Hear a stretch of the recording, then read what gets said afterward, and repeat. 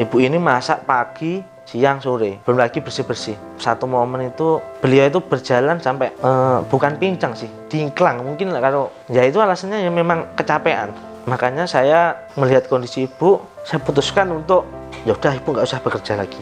Padahal bisnis saya itu masih berkembang belum, masih start. Pensiunkan orang tuamu sejak dini. Kalau kita mati di usia muda, kita nggak akan nyesel.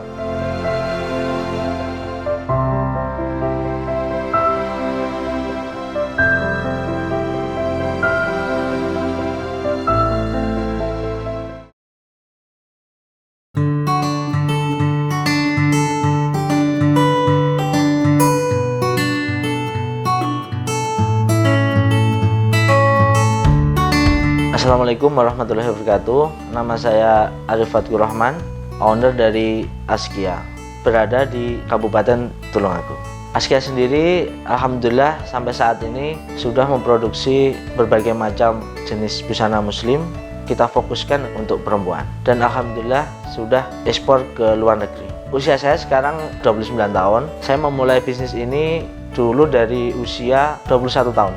Jadi masih kuliah semester 3. Pada waktu itu memang background saya itu dari keluarga yang biasa-biasa aja. Sebenarnya mengawali bisnis itu bukan untuk mau terjun ke bisnis sebenarnya. Tujuan awal saya belajar jualan pada waktu itu, lebih tepatnya internet marketing, itu karena saya pengen melanjutkan pendidikan ke jenjang yang lebih tinggi. Karena background keluarga kurang mampu, bahkan saya dulu tuh kuliah dapat beasiswa. Saya angkatan pertama program bidik misi pada tahun itu. Kalau mau melanjutkan kuliah ke jenjang S1, saya harus biaya sendiri otomatis. Nah, makanya saya belajar berjualan pada waktu itu. Alhamdulillah selama kurang lebih 6 bulan belajar, sudah mencoba berbagai macam produk yang saya jual. Mulai dari jualan Tupperware pada waktu itu, terus saya buka jasa translate bahasa Jepang, karena saya punya teman yang kebetulan kuliah di sastra Jepang. Dan pernah juga bikin brand yang namanya Alfat Islamic Kids Stuff. Nah, itu saya sama partner saya, sama teman saya namanya Mas Miftahul Ulum, teman kuliah saya dulu di Malang. Itu kita bikin kaos Islami anak namanya. Jadi kaos yang kita desain tulisan-tulisan Islami. Tapi Allah berkata lain ternyata. Usaha berjalan sekitar 6 bulan karena berbagai macam kendala, akhirnya terpaksa kita tutup saya. Dan alhamdulillah di tahun 2013 saya memulai bisnis Askia ini. Karena di tahun itu lagi booming yang namanya busana muslimah syar'i. Ya, ada peluang di situ. Jadi di tahun 2013 itu fashion syar'i itu lagi starting.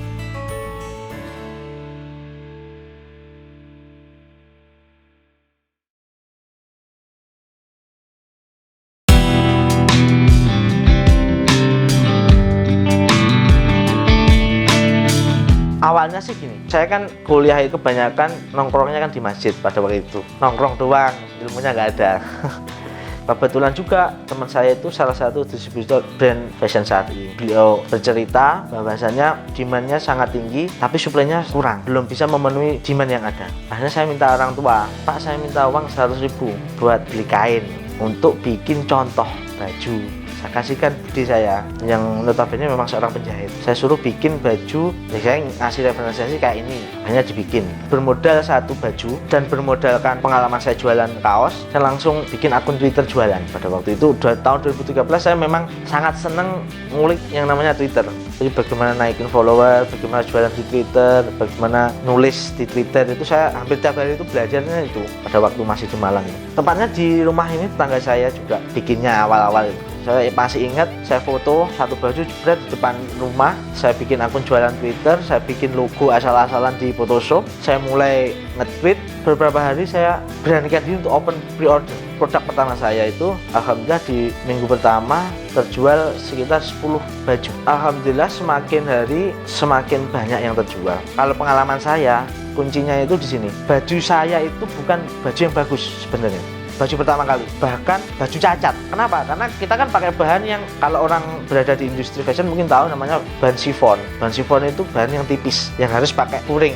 Bulik saya ini bikinnya itu lapisannya cuma bagian ini, badan aja, yang bagian lengan nggak ada. Jadi di foto itu nerawang. Kenapa kok customer mau order? Karena saya mau meyakinkan mereka, ya saya nanti bikinnya nggak kayak gini. Jadi berbekal dari komplain customer, masukan dari customer, lama-kelamaan sama menjalin hubungan baik dengan customer. Nah itu membuat saya bisa sebesar ini gara-gara ya awalnya karena memang saya mendengarkan apa yang customer keluhkan, apa yang customer inginkan. Bahkan di tahun pertama bisnis saya itu sempat dibantu sama customer saya. Akhirnya kan bisnis model saya itu kan kayak punya reseller gitu kan. Reseller ini bukan saya open reseller enggak, tapi customer yang pernah beli dia pengen jadi reseller.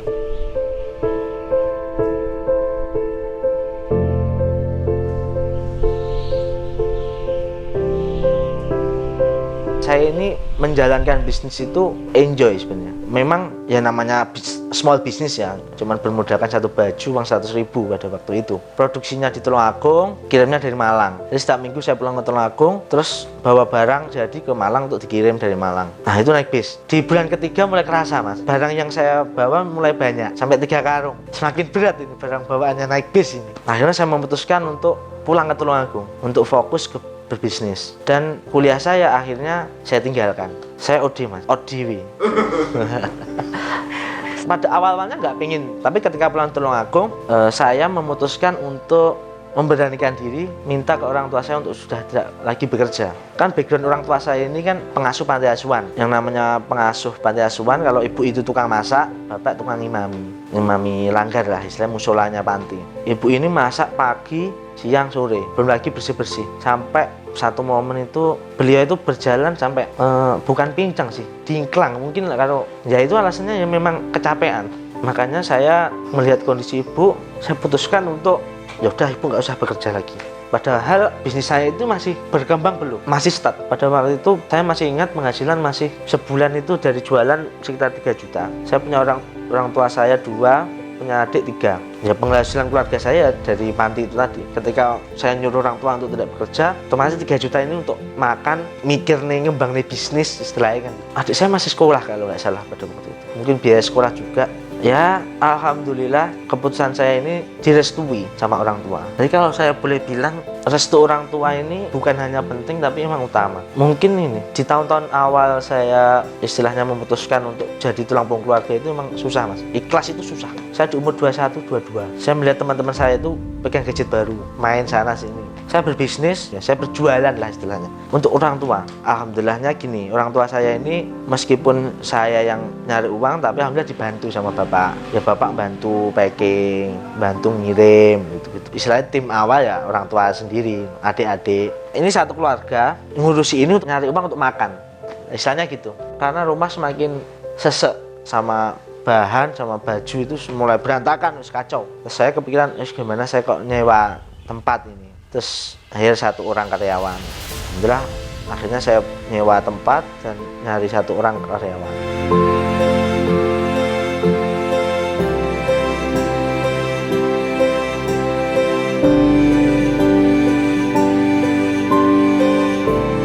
Yang pakai produk saya ini orang Indonesia yang berada di Taiwan, Hong Kong, Malaysia, Singapura.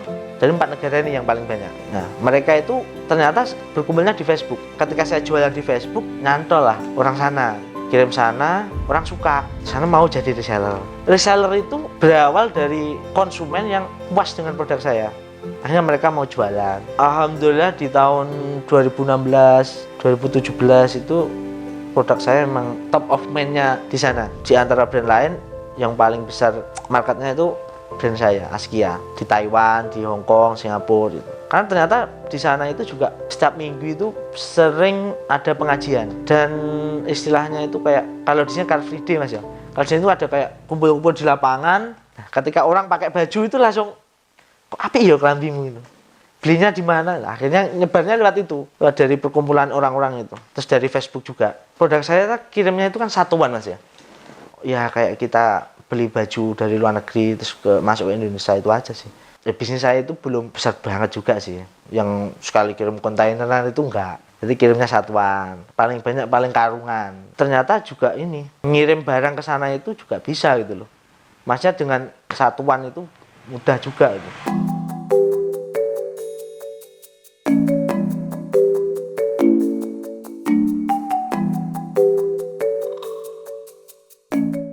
Kalau produksi, saya nyebutnya itu enaknya pihak ketiga.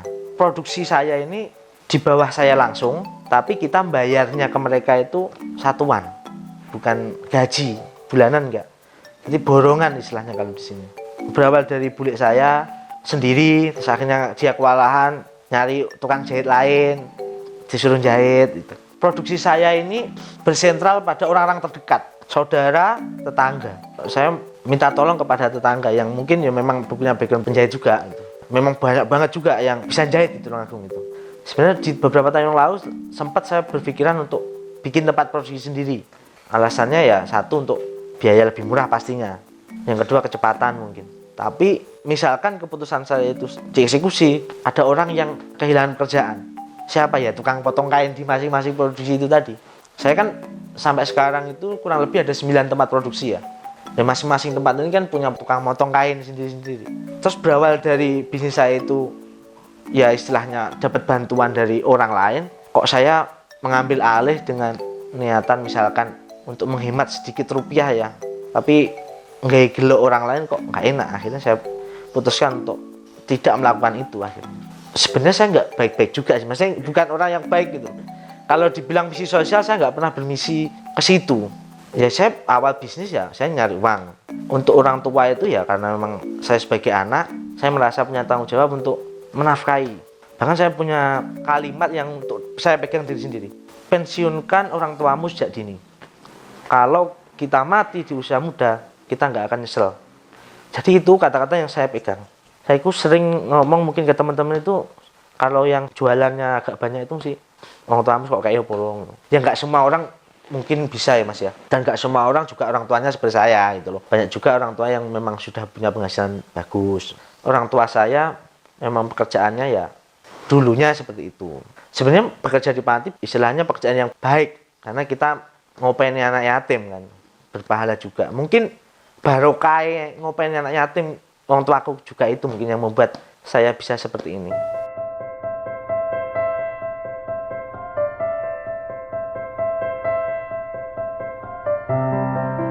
Kalau masalah materi sih sebenarnya nggak banyak.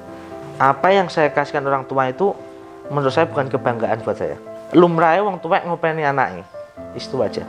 Tapi bagi saya ngopeni orang tua itu ya ngalir gitu aja. Di usia saya yang ke-23 itu saya hasilnya lumayan, orang tua juga udah ya alhamdulillah lebih baik, makannya bisa sehari 3 kali, bisa makan di restoran. Itu kan menurut saya udah kenikmatan luar biasa. Sebelum orang tua saya ini bekerja di panti asuhan, itu kan backgroundnya seorang pedagang pakaian dalam awalnya. Tapi yang namanya dagang, orang tua dulu itu bukan bangkrut, mungkin sepi mas, karena nggak pernah sukses banget juga nggak pernah sebenarnya. Sempat ngalamin yang namanya di satu hari itu kita memang bener-bener nggak bisa makan. Istilah wong Jawa nempur mas ya. Nempur itu mbiyen ndak enek ceritane 5 kiloan apalagi karungan. Kadang setengah kilo ditim. Mbiyen lek wong ngetim iku intine wong berasnya titik. Lek wong adang iku berasnya mesti oke. Soale pancine lek adang kan mesti gede mas. Lek ngetim kan nggih panci cilik iso. Karena tukune beras harian, pagi beli beras setengah kilo untuk makan satu hari. Pernah satu ketika itu nggak bisa makan, terus ibu saya itu menjual stok dagangannya dulu di etalase tetangga untuk makan, dapat uang 6.000. Alhamdulillah akhirnya belikan pada waktu itu mie instan yang bisa dibuat makan banyak orang satu keluarga. Ya alhamdulillah saya malah ngalamin itu mas. Banyak kejadian juga sih sebenarnya mas. Mulai dari itu, terus orang tua saya jualan gorengan, terus saya lihat orang tua saya itu dodolan mbak peda. Wah, ternyuh aku. Ya saya memutuskan untuk membahagiakan orang tua sejak dini.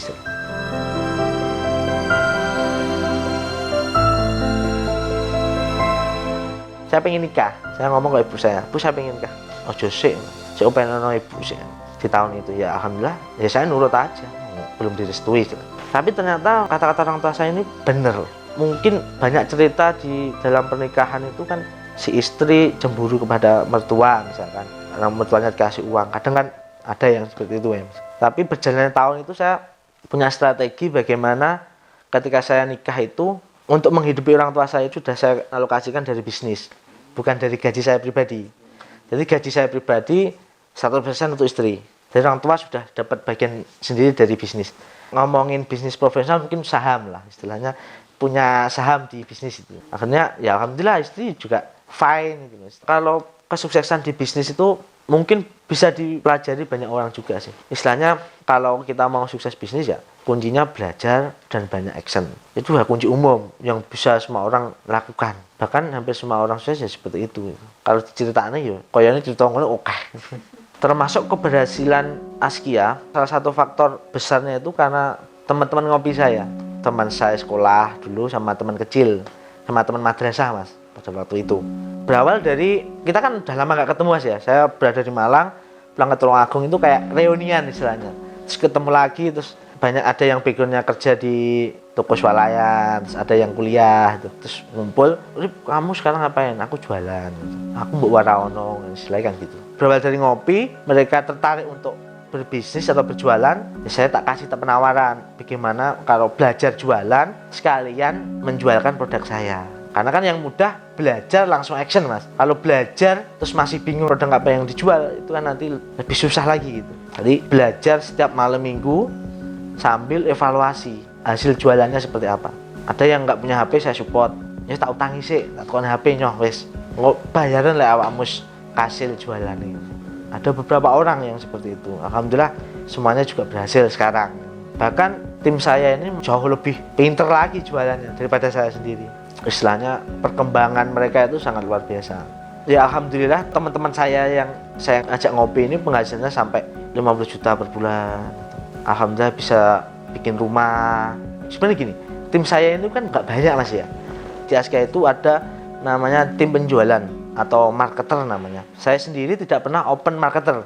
Jadi marketer yang mau jualan Askia itu ya biasanya dapat cerita dari teman saya yang sudah jualan, terus pengen jualan. Jadi berawal dari itu sampai sekarang nggak pernah open marketer, itu nggak pernah sampai sekarang. Jadi jumlahnya nggak banyak. Ya alhamdulillah yang bisa punya kendaraan, bikin rumah sampai sekarang ya 10 orang ya lebih lah mas. Saya memegang teguh kata-kata orang lah yang saya kagumi lah di bisnis itu, namanya Mas Jaya Stabudi. Beliau pernah bilang kalau kita menjadi perantara rezeki orang lain, insya Allah kita nggak mungkin miskin. Jadi berawal dari itu ya akhirnya saya banyak untuk bisnis itu ya kayak produksi saya mengutamakan pihak ketiga. Untuk penjualan saya pakai tim penjualan. Meskipun juga ada retailnya juga ada. Tapi secara bisnis sebenarnya juga ada hitung-hitungannya juga sih. Nggak cuman berdasarkan perasaan dan misi sosial gitu. Kalau di total tim produksi itu sampai penjahit-penjahitnya itu ya 100 lebih kayaknya. Bahkan dulu sampai mencapai 200-an pernah itu dulu. Di tahun-tahun lagi naik-naiknya itu.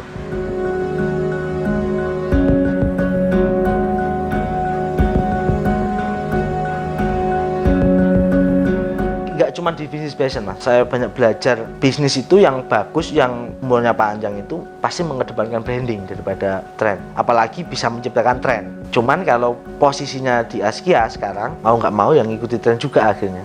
Market fashion itu kan sangat banyak, tapi pemain di industri itu banyak banget. Red Ocean sudah berdarah-darah lah istilahnya sebenarnya. Kalau Blue Ocean strateginya ya dengan branding, itu udah ilmu yang kalau ditanya di mana-mana pasti itu jawabannya. Kalau ngomongin branding, satu hal yang pernah saya pelajari dan masih saya ingat sampai sekarang adalah kesan pertama yang diulang-ulang terus di benak customer. Jadi misalkan merek saya itu Askia, terus pengalaman customer memakai Askia itu nyaman, banyak kok adem misalkan. Terus desainnya simple. 3 unsur ini yang saya terus pakai di Askia. Experience-nya yaitu. Sekarang gini mas, bisnis itu pertama apa yang kita cari toh. Kalau saya kan memang berawal dari orang nggak punya uang. Berarti saya kan istilahnya bagaimana saya bisa menghasilkan uang dari bisnis saya itu tadi kan. Kalau misalkan kita kekeh di branding tapi tidak bisa menghasilkan uang, malah terus menggerogoti cash bisnis, bahkan mengancam kebangkrutan. Udah mau nggak mau, yang lagi tren apa ya itu saya bikin itu. Bahkan sekarang mulai dari fashion syar'i, saya bikin lagi terus brand namanya Askia Daily, baju-baju rumahan. Ini mau bikin namanya Askia Outfit, baju-baju yang lagi ngetren di anak muda sekarang, baju atasan. Jadi kalau ngomong nih branding itu gimana ya bagus. Kalau uangnya banyak, kita kekeh bikin satu lini produk, tapi nafasnya ngos-ngosan, putus tengah jalan ya.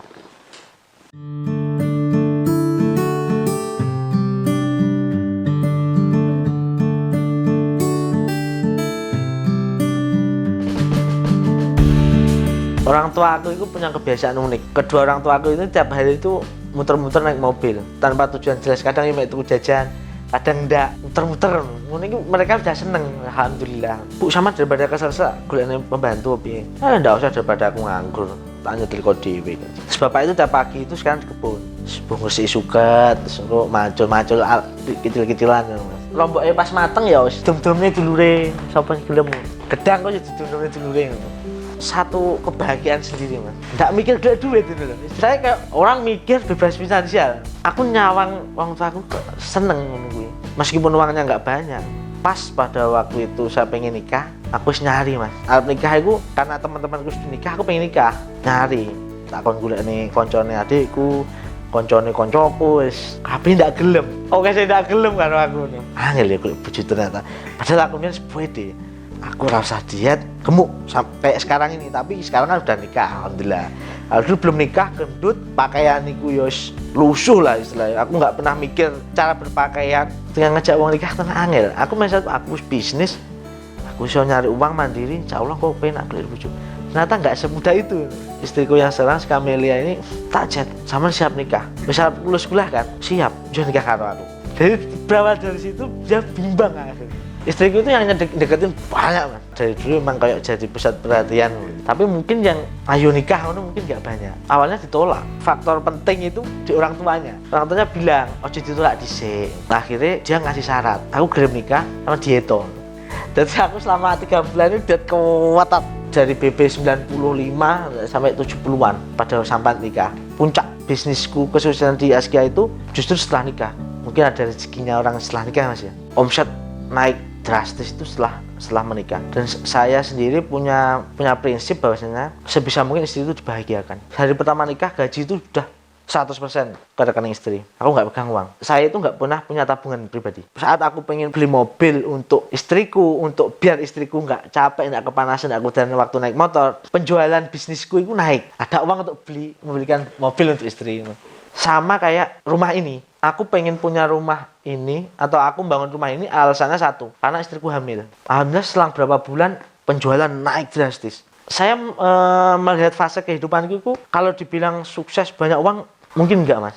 Tapi ketika aku pengen sesuatu sing untuk membahagiakan orang lain, itu pas Gusti Allah ngasih. Kayak sekarang ya, kayak penjualan itu meredup itu bisa dibilang kayak alhamdulillah wong tua wis dasane kaji wis enek iki. Kayak urung enek keinginan untuk sopon ya, tapi yang jelas bersyukur dengan apa yang ada, sekecil apapun.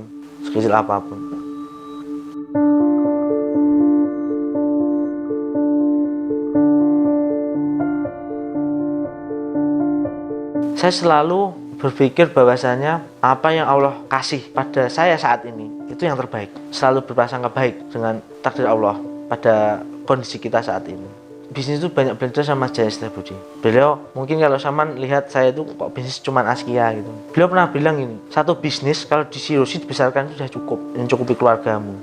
Mungkin ya saya nggak menyalahkan yang bisnisnya banyak terus kekayaannya memang enggak. Cuman saya suka dengan sosok beliau itu, dengan kesederhanaannya beliau itu. Tapi saya nggak pernah berani menjabat tangan beliau. Saya nggak pernah bertatapan muka langsung, saya nggak pernah. Saya merasa nggak pantas.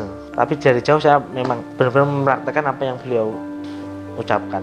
Saya Arif Fatkur Rahman, owner dari Askia. Terima kasih.